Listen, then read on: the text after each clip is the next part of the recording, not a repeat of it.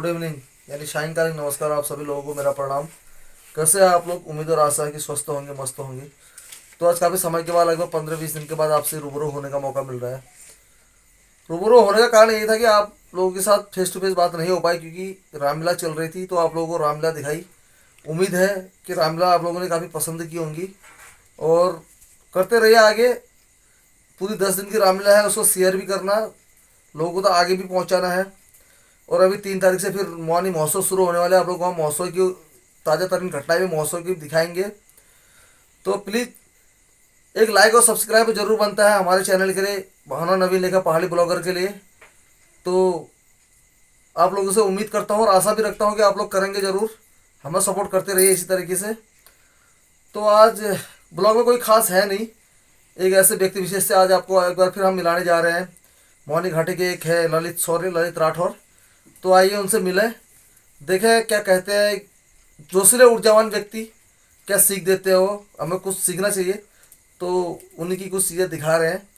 अब वैसे अब जाड़ों का मौसम भी शुरू हो चुका है, इसलिए मैंने टोपी भी डाल दी है, स्वेटर भी पहन दिया देखिए। और बच्चे पढ़ाई कर रहे हैं आज, और उधर हमारी पूसी बिल्ली जो है खेल कर रही है। तो मिलते हैं आपको। बहुत बहुत धन्यवाद आदरणीय बम जी।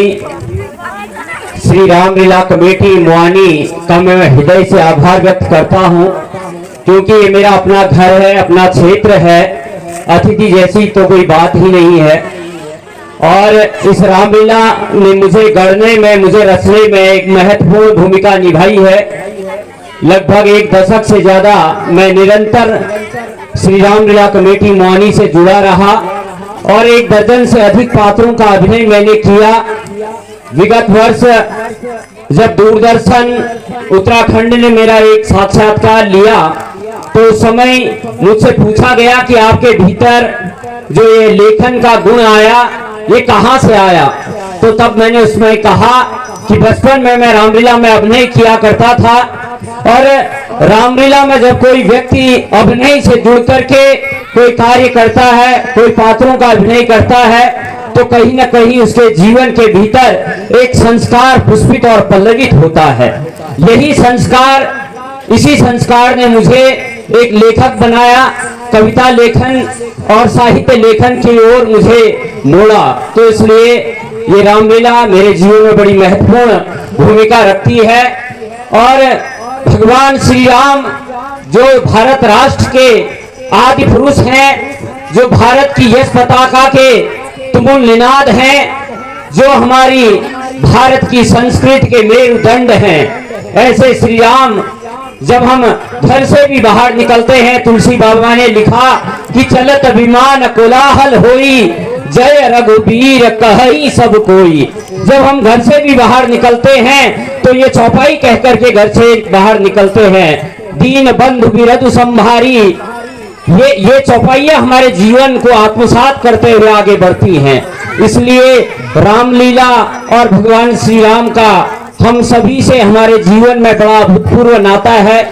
और उन्होंने कहा है, लिखा है कि आदव राम तपम बनादि वमनम हत्वा मृगकांचनम वैदेही हरणम जटाई मरणम सुग्रीव संभाषणम पश्चात रावण कुंभकर्ण हन्नमेतादि रामायणम। ये पूरी रामायण है, इसे हर कोई जानता है। हमने अपने जीवन में पढ़ा भी है, गढ़ा भी है।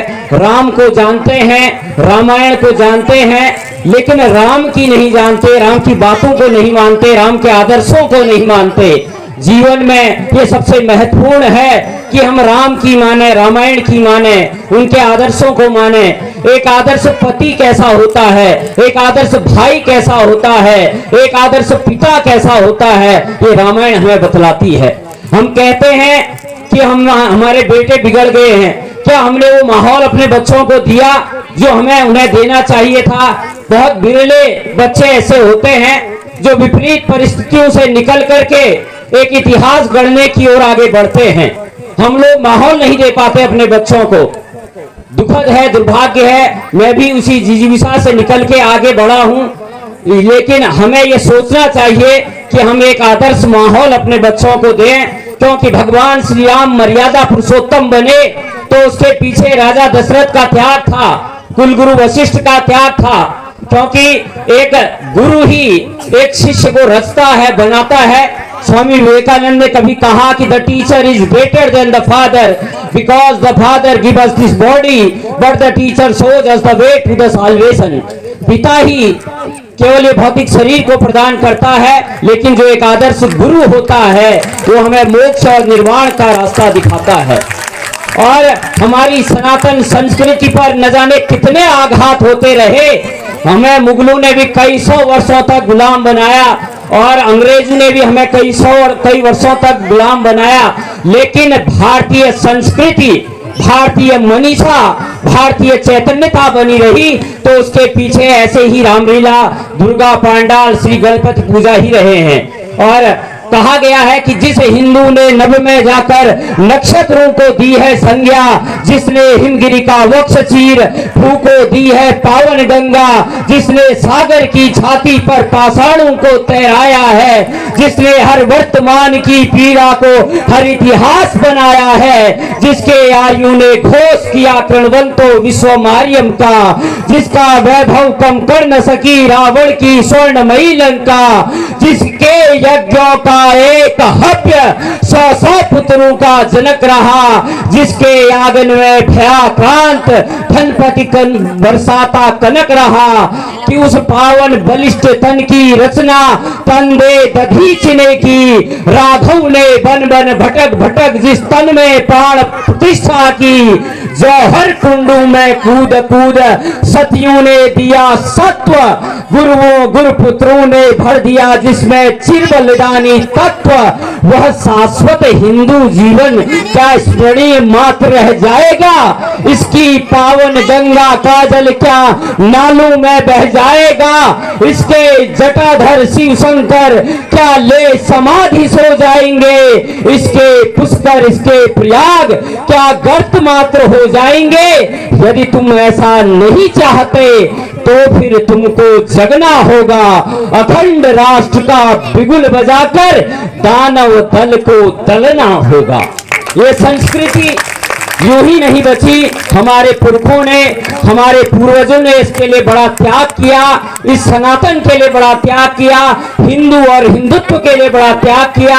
इसलिए ये विचार, ये भाव हमारे मन में होना चाहिए। रामलीला केवल मनोरंजन का साधन न बने, क्योंकि आज का जो युग है ये मोबाइल का युग है। मैं तो धन्यवाद करना चाहूंगा रामलीला कमेटी मुआनी का, आदरणीय बम जी का, वर्मा जी का, कि इस मोबाइल वाले युग में भी ऐसे ऐसे पात्रों को आप यहाँ पर अभिनय करा रहे हैं, इन बच्चों को यहाँ पर अभिनय करा रहे हैं। और हारमोनियम मास्टर जी का भी मैं आभार व्यक्त करना चाहूंगा, क्योंकि मोबाइल से बच्चों को हटा करके ऐसा अभिनय करवाना भी अपने आप में एक बहुत महत्वपूर्ण कार्य है। पुनः आप सभी लोगों का मैं हृदय से आभार व्यक्त करता हूं, क्योंकि आप सभी रामलीला देखना चाहते हैं, रामलीला देखने के लिए यहाँ पर आते हैं। मैं पुनः आप सभी का हृदय से आभार व्यक्त करता हूं, क्योंकि यहाँ आना अपने आप में एक गौरवपूर्ण कार्य है। और मैंने जैसा पहले भी बताया कि मेरा घर है, मैं लगातार रामलीलाओं से जुड़ा रहा हूं। कल भी जो पिथौरागढ़ सदर की रामलीला है 127वें वर्ष में वो प्रवेश कल कर चुकी थी, वहां भी मेरा रहना हुआ। और लगातार जहां भी जिस मंचों में मैं जाता हूं तो लगातार यही कहता हूं कि हमें अपनी संस्कृति, अपने विरासत और अपनी जड़ों से जुड़ करके आगे बढ़ना चाहिए। हमारी माताएं, हमारी बहनें यहाँ पर बैठी हैं, सबसे बड़ा दायित्व इन्हीं का है। आप ही के हाथ में कल का भविष्य खेल रहा है, आपकी गोदों में कल का भविष्य बैठा हुआ है। तो इस भविष्य को रचने के लिए, इस भविष्य को गढ़ने के लिए कहीं ना कहीं उन्हें आध्यात्म से जोड़े, उन्हें रामलीलाओं से जोड़े और अपनी विरासत को पहचानने, अपनी विरासत को बताने के लिए यहाँ आगे लाएं। क्योंकि शिवाजी तभी बना है जब माता जीजाबाई जैसी माताएं कहीं ना कहीं आगे आई हैं, और ये सभी हमारी संस्कृति और हमारे विरासत का संरक्षण कर रहे हैं। मुआनी की जो ये रामलीला है ये भी लगातार कई वर्षों से, क्योंकि जब मैं रामलीला से जुड़ा था उसमें भी अनेक ऐसे पात्र थे, यहाँ पर संजय लाल वर्मा जी लगातार उसमें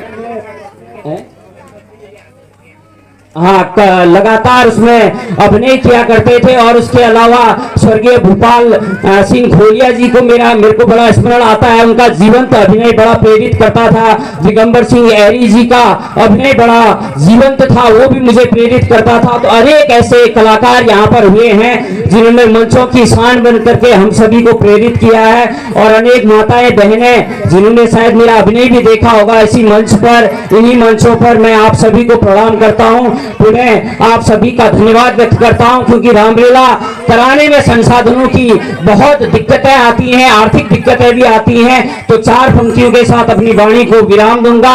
ये रामलीला के जो अध्यक्ष हैं आदरणीय बम जी, आपकी जीवटता को समर्पित है कि सफर में मुश्किलें आए तो हिम्मत और बढ़ती है, जब कोई रास्ता रोके तो जरूरत और बढ़ती है, बिकने पे आ जाओ तो घट जाते हैं दाम अक्सर, न बिकने का इरादा हो तो कीमत और बढ़ती है। बहुत बहुत धन्यवाद।